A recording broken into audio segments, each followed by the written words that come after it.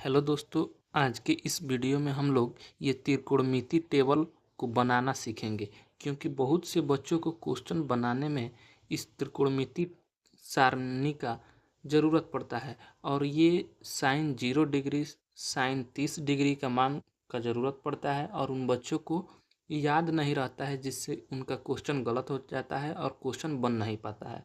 और ये बहुत ही बच्चों को याद नहीं हो पाता है। तो याद भी कौन करेगा इसको, जब हम लोग बना ही सकते हैं। तो 2 मिनट का समय लगेगा आपको त्रिकोणमिति टेबल को बनाने के लिए, अगर समझ के पढ़ते हैं तो चलिए आज के इस वीडियो में हम लोग यही सीखेंगे कि त्रिकोणमिति टेबल को आखिर बनाते कैसे हैं। तो उसके लिए आपको सबसे पहले तो ये पता है कि साइन, कॉस, टेन, कॉट, सेक और कॉसेक होता है। इन सब का हमें मान को याद रखना होता है। तो हम लोग को सबसे पहले साइन के मान को याद करना पड़ेगा, उसके बाद हम इन सब भी के मानों को अपने से बना सकते हैं। तो कम से कम आपको ये काम करना पड़ेगा कि ये जो आपको साइन का 5 मान दिख रहा है, इसको आपको याद करना पड़ेगा। इसके अलावा कोई भी रास्ता आपके पास नहीं है। तो देखिए, हम लोग इसको याद कर लेंगे कि साइन 0 का मान 0, और साइन 30 का मान 1/2, साइन 45 का मान 1/√2, साइन 60 का मान √3/2 और साइन 90 का मान 1। तो सबसे पहले हम लोग देखेंगे, इसको बनाने के लिए हमें 4 ये फार्मूला काम में आएगा। तो हमें ये 4 फार्मूला अगर याद रहता है तो हम लोग आसानी से बना लेंगे। और ये कोई बड़ा फार्मूला नहीं है। तो देखिए, ये फार्मूला है कि साइन का उल्टा होता है कॉसेक थीटा, साइन थीटा का उल्टा होता है कॉसेक थीटा, आपको ये पता भी होगा। कॉस थीटा का उल्टा होता है सेक थीटा, और टेन थीटा का उल्टा होता है कॉट थीटा। और एक और महत्वपूर्ण फार्मूला है ये कि टेन थीटा बराबर होता है sine theta upon cos theta. अगर ये फार्मूला आपको पता है तो आप आसानी से इस टेबल को बना सकते हैं। तो चलिए अब हम बनाना देखते हैं। तो सबसे पहले हम मान के चल रहे हैं कि आप ये 5 जो मान है साइन का, उसको आप याद कर लीजिएगा। तो देखिए, 0, 1/2, 1/√2, √3/2 और 1 ऐसे आप रट सकते हैं। उसके बाद आप बनाएंगे। देखिए, कॉस के मान को बनाने के लिए क्या करना है, देखिए ये साइन के मान को पहले आप लिख दीजिए। उसके बाद कॉस के मान को लिखने के लिए देखिए, यहाँ से अगर गौर से देखिएगा तो साइन 90 का मान कितना है, 1। तो हम साइन 90 का मान 1 है, तो उसके मान को साइन 0 के पास रखेंगे।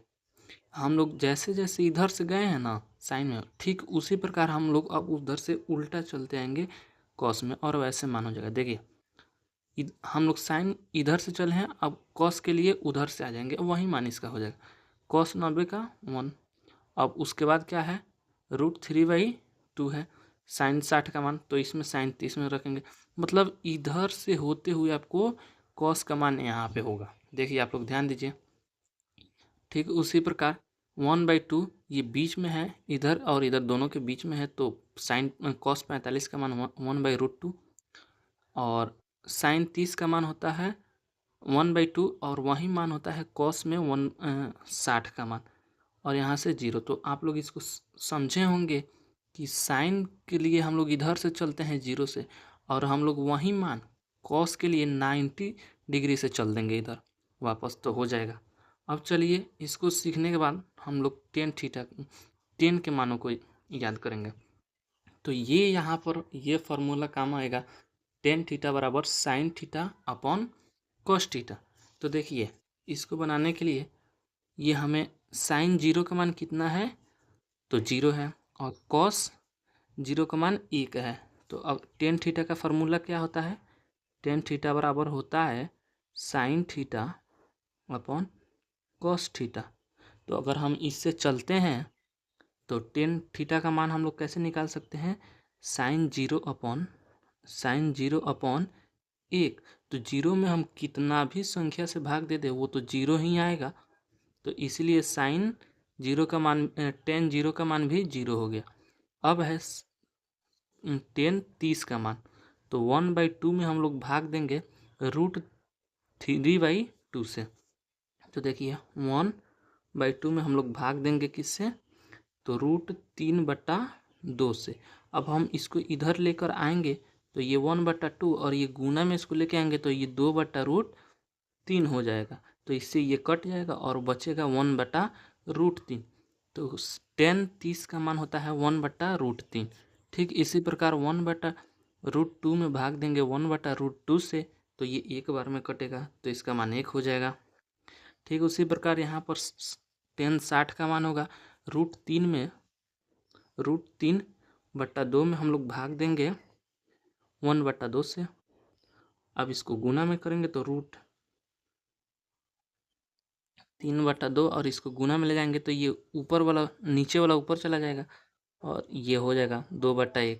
तो ये 2 से 2 कट जाएगा तो ये कितना बचेगा, √3 सिर्फ बच जाएगा क्योंकि डिवाइड में 1 से हमें कोई फ़र्क नहीं पड़ता है। तो ये हो जाएगा √3। और देखिए यहाँ पर अगर हम 1 में भाग देते हैं 0 से तो ये कभी कटेगा ही नहीं, ये कभी नहीं कटेगा, ये अनंत बार में कटेगा। कितना भी बार इसको कर लीजिएगा ये कभी ख़त्म होने वाला नहीं। तो इसीलिए इसका मान अनंत हो जाएगा, ये अनडिफाइंड हो जाएगा। अब देखिए यहाँ पर हमने देखा था कि क्या होता है, 10 उल्टा होता है कॉट का, यानी अगर उल्टा करना है तो किसका, मान लीजिए हमें 3 का उल्टा लिखना है तो 3 का उल्टा यानी हो जाएगा 1/3। एक के भागा में अगर लिख देते हैं तो वो उसका उल्टा हो जाता है, क्योंकि अगर इन दोनों का गुणा करेंगे तो 3 गुणे 1/3 का, ये 3 से 3 कट जाएगा, 1 आ जाएगा। तो उसी प्रकार 10 का उल्टा होता है कॉट। तो 0 का उल्टा क्या होगा, अनंत। 1/√3 का उल्टा क्या होगा, देखिए यहाँ पर 1/√3 का उल्टा क्या होगा, तो इसको बटा में है तो इसको ऊपर कर देंगे तो ये √3 हो जाएगा, यहाँ पे √3 हो जाएगा। 1 का उल्टा 1 ही होगा। √3 का उल्टा क्या होगा, 1/√3। अनंत का उल्टा क्या होगा, 0। और देखिए अब ये सेक होता है कॉस का उल्टा, तो कॉस का एक ये है तो 1 का उल्टा क्या हो जाएगा, तो 1 ही होगा। √3/2 का उल्टा क्या होगा, तो 2/√3 हो जाएगा। सिर्फ ऊपर नीचे करना है। 1/√2 का √2 हो जाएगा, 1/2 का क्या हो जाएगा, 2 हो जाएगा, 0 का अनंत हो जाएगा। ठीक है। अब देखिए यहाँ से कौशिक का मान, तो 0 का उल्टा क्या होगा, अनंत। 1/2 का मान क्या हो जाएगा, उल्टा में व्युत्क्रम क्या होगा, तो 2 होगा। 1/2 का √2, √3/2 का 2/√3 और 1 का तो 1 ही होगा। तो आई होप कि आप लोगों को त्रिकोणमितीय टेबल अब रटने की ज़रूरत नहीं है। आप लोग इसे दोबारा अगर थोड़ा कम समझ में आया है तो वीडियो को देखिए और फिर से समझिए, आपको एकदम बारीकी से क्लियर हो जाएगा। तो चलिए हम वीडियो के यहीं पे समाप्त करते हैं। अगर वीडियो अच्छा लगा हो तो वीडियो को लाइक और चैनल को सब्सक्राइब जरूर करें।